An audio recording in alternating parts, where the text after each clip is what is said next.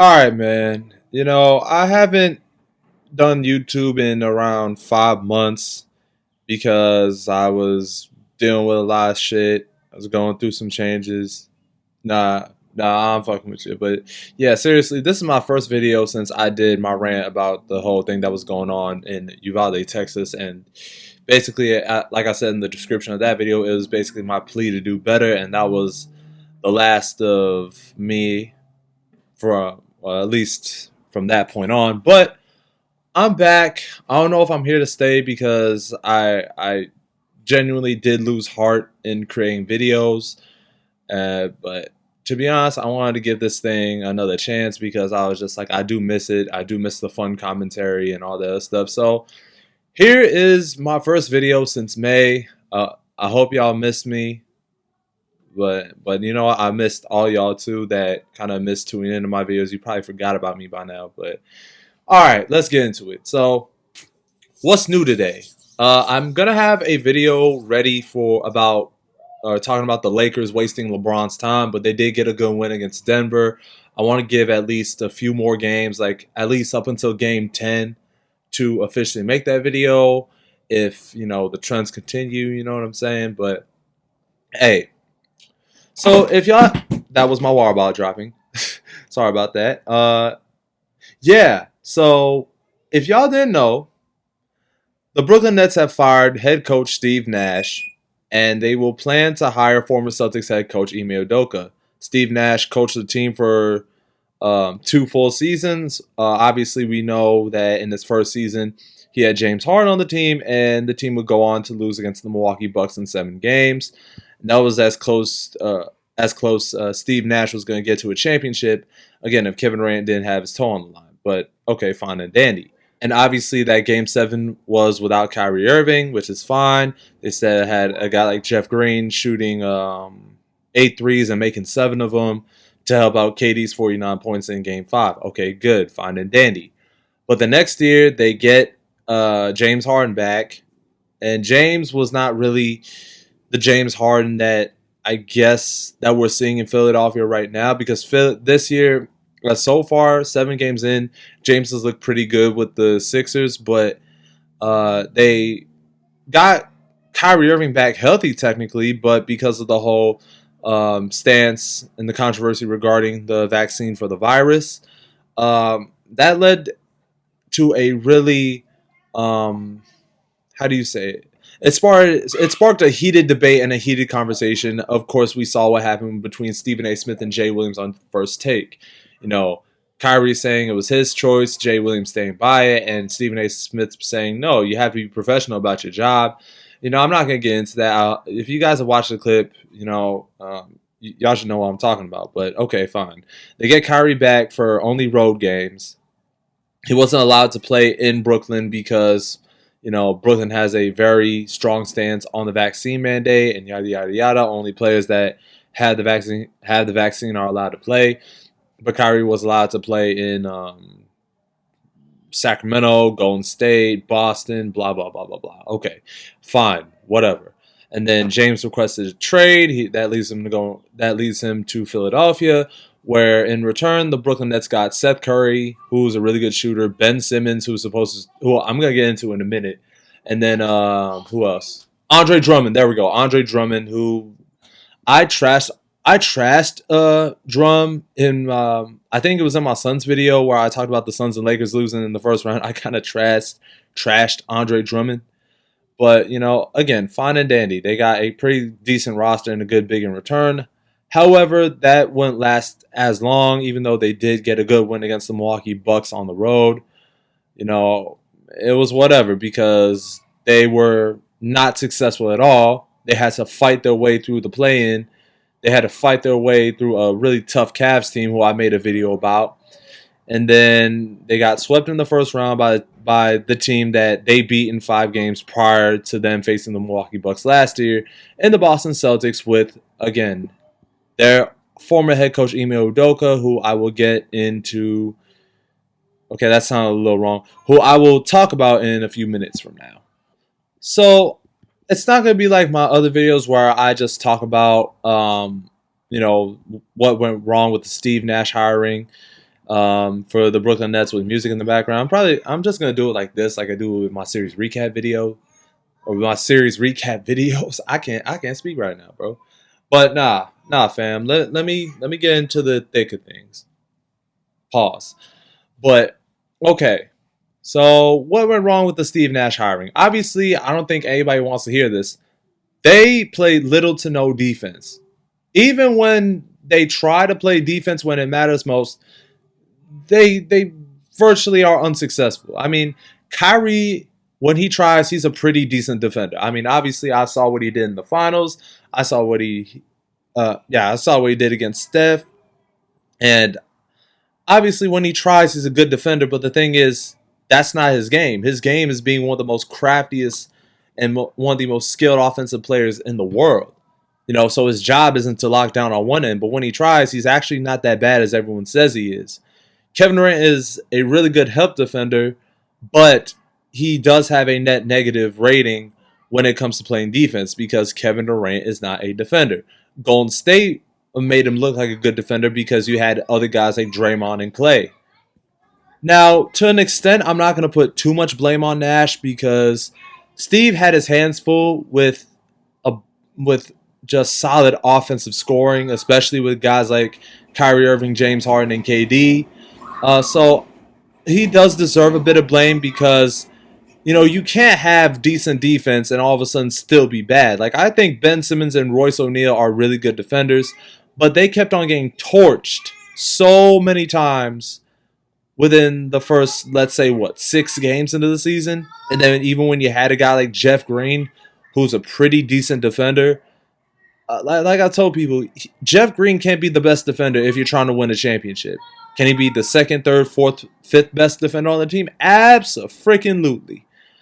But Steve Nash did have his hands full. But the thing is, his coaching philosophy was, okay, give Kyrie and KD the ball, and to a certain extent, James, when James is on the Nets, give those guys the ball, and see what they can do. And it obviously backfired on him because at the end of the day, Kyrie gets injured, James Harden was a shell of himself, and KD was basically going 1 through 5 against that tough Milwaukee defense, still averaging 40 a game in spite of losing.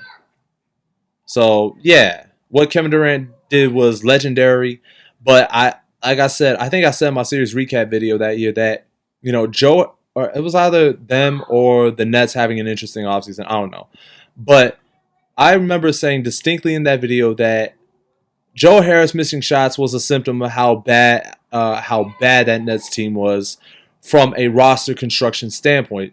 Just like how people criticize the Lakers this year and last year, but mostly this year, for having good defense, but you don't have enough shooters in your back pocket. So for the Nets, it was the other way around because, yeah, your objective is to outscore, but if you're allowing, okay, let's say for the sake of argument, the Nets are scoring 125 a game, mostly because of Kyrie and Kevin. They are allowing 125 to 130 points per game, and I think at one point in the season, I think it was last year, I think they gave up 140 if I'm not mistaken. Like, damn, like y'all are that bad of a defensive team. Or maybe I'm just exaggerating, but there probably was a game last year where they did allow over 130, but maybe my mind's playing games with me. But yeah, that's how bad the Nets team was defensively, and part of that is okay, let me put it like this.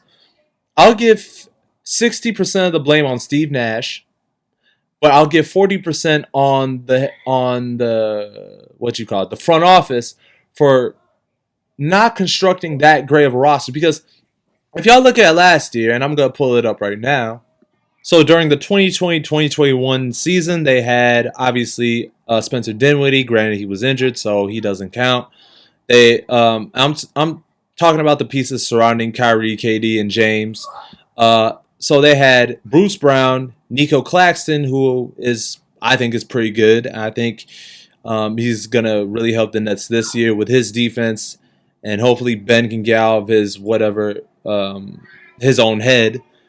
But okay, you had those two. You had Jeff Green, you had Blake Griffin, you had Mike James, you have Tyler Johnson, DeAndre Jordan, TLC, Timothy Luau Cabarro, and Landry Shamet. Um, on paper, that's not a bad roster, but think about it. Think about it, y'all. Let me say this: your two best defenders, three actually, are Bruce Brown, Nico Claxton, and Jeff Green. And there were times where it just felt like Jeff Green was supposed to be the best defender on the team because when they got Bruce, he was, I don't know, when Bruce was in Detroit, he wasn't like the Bruce we know now, which is why the Nuggets had him, or the Nuggets stolen from Brooklyn. Okay, fine. They let Jeff go, and they were able to keep Blake and Nico Claxton. Okay, so last year's roster: LaMarcus Aldridge, Bruce Brown, Nico Claxton, Seth Curry, Goran Dragic, Andre Drummond, Patty Mills, Day'Ron Sharpe, and Cam Thomas, and this guy named David Duke, who actually shares the same name as that one guy. I'm not even gonna get into that. And then Kessler Edwards. Okay. See, the reason why that roster was so much worse last year in comparison to this year and the 2021 season where they lost to the Brooklyn Nets was, okay, they put out 3 guard lineups and to a point 4 guard lineups against the Boston Celtics. I mean, do y'all see anything wrong with this? Like something's off, bro. Like I saw lineups of Kyrie, Patty Mills, and Steph's little brother out there, and then you had Bruce Brown at the 4, Nico Claxton or KD at the 5. And I'm just like, what? Like, dog, like this is why I gave Steve Nash 60 to 65% of the blame because yeah, he had to coach the players that he was dealt with, and the front office sure as hell didn't make his situation any better. But unfortunately, he did a bad job. He did a bad job coaching this roster, and it was the same philosophy that a lot of people had issues with the LA Clippers when they had Kawhi and PG. Okay, they thought, okay, we had Pat Bev, Lou Will, Montrezl Harrell, and then let's just add PG and Kawhi and see if we can work our magic. And that obviously was not smart. They got exposed in the playoffs for it, and it was the same thing with the Lakers last year. Okay, let's surround Russ, Bron, and AD with older dudes and just give them the ball and expect them to dominate for 48 minutes. That did not work, and they ended up missing the playoffs. And this year's roster is supposed to be 10 times better than the one they had last year. Obviously, they lose Bruce Brown, who I still think is a big loss for him because, Bruce was that energy bunny that provided a spark for the Brooklyn Nets. Maybe he wasn't the type of guy that, let's say, Bobby Portis and Pat Beverly and who else? I guess I can say Dylan Brooks for that Grizzlies team. He's not the player that those guys are, just like sheer toughness and being an in-your-face player. And then Draymond Green, obviously. But Bruce was their energy bunny, but they did improve their roster, or at least it looked like they should have improved their roster. You have Royce O'Neal, who I believe is a good defender. Ben Simmons, if he can get out of his own head, I think he's a good defender. Yuta Watanabe, which I watched his defensive highlights, and I think he's pretty good. I don't watch too much of Yuta, though. And they still have their core guys in Kevin and Kyrie, and then you retain Seth and Nico Claxton. So, and then you have Day'Ron Sharpe, who's getting a lot more playing time, and I think he's a pretty good player as well. But the problem is, even despite all that, Steve Nash failed to do his job. Because he's just literally putting guys out there and just expecting them to show up. Not having any defensive philosophies and just basically resorting to the same hero ball tactic, which is one of the reasons why, despite Kevin and Kyrie putting up historical MVP-like numbers, they keep on allowing 120 plus points at the other end. I mean, come on, dog. Come on, dude. Like, bruh. Them boys allowed 125 points, or allowed the Sacramento Kings to score 120. No, not Sacramento.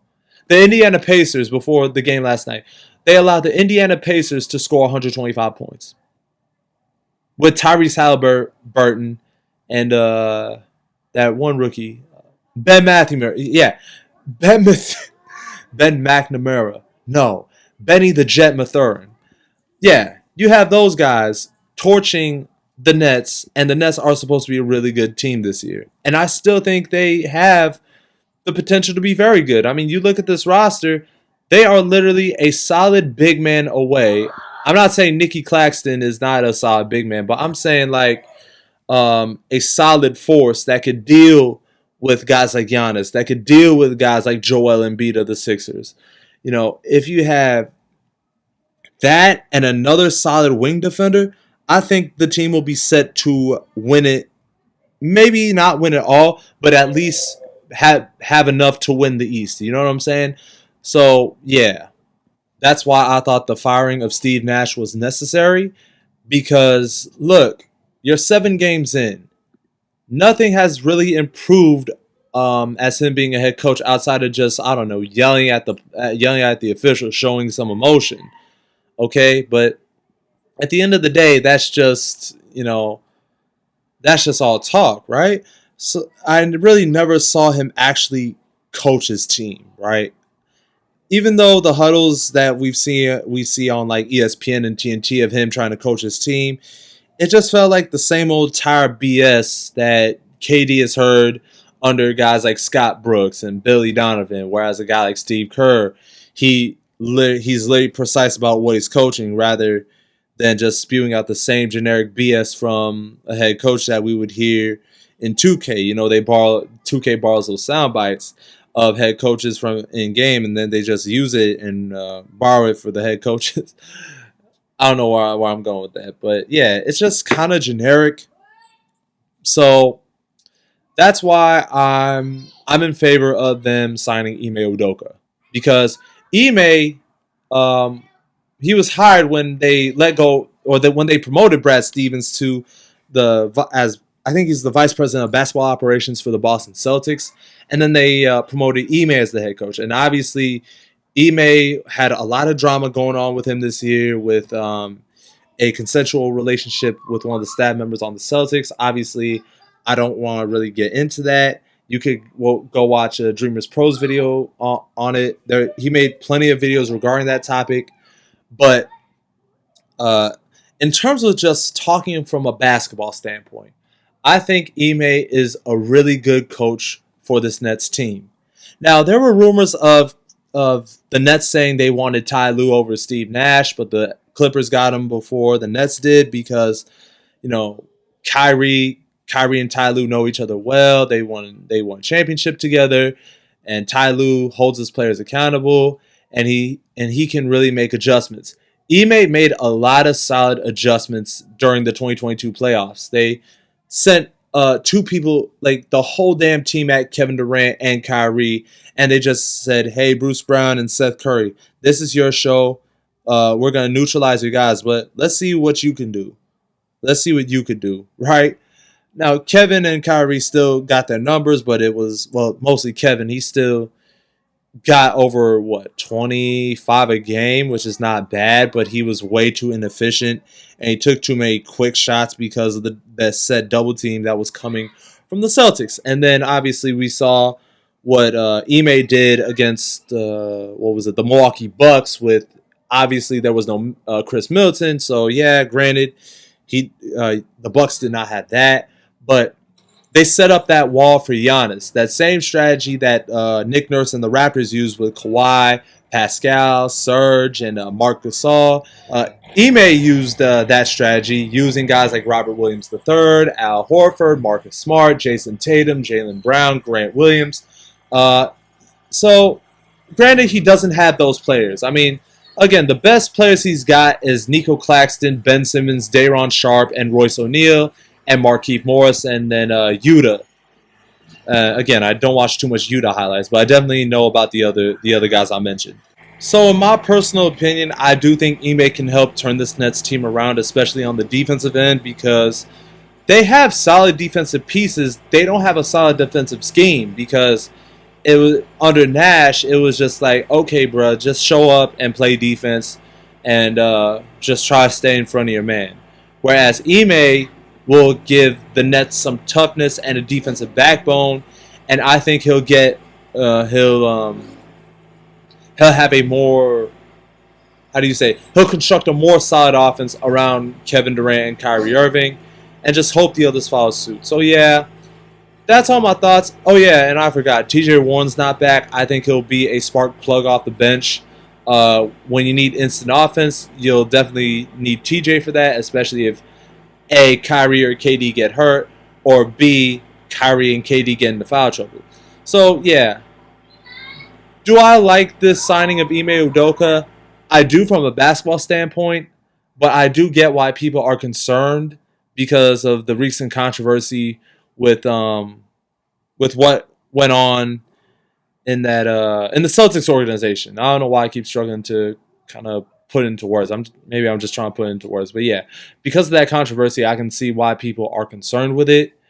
But overall, I do think this is a really solid signing for them, and from a basketball standpoint, because I think he'll help out the Nets the same way he helped out the Celtics. So yeah, that is the end of this video. Again, I am so sorry I took a 5-month hiatus because, again, I'm in college right now. I have a lot of stuff on my plate. I haven't had time to do videos, and I kind of lost a bit of heart. But I'll be honest, man, I miss doing this. I miss, just talking basketball with all y'all, man. But I'm just hoping I could keep it up. But hey, until my next video, that's the end of this video. I'm X Deuces.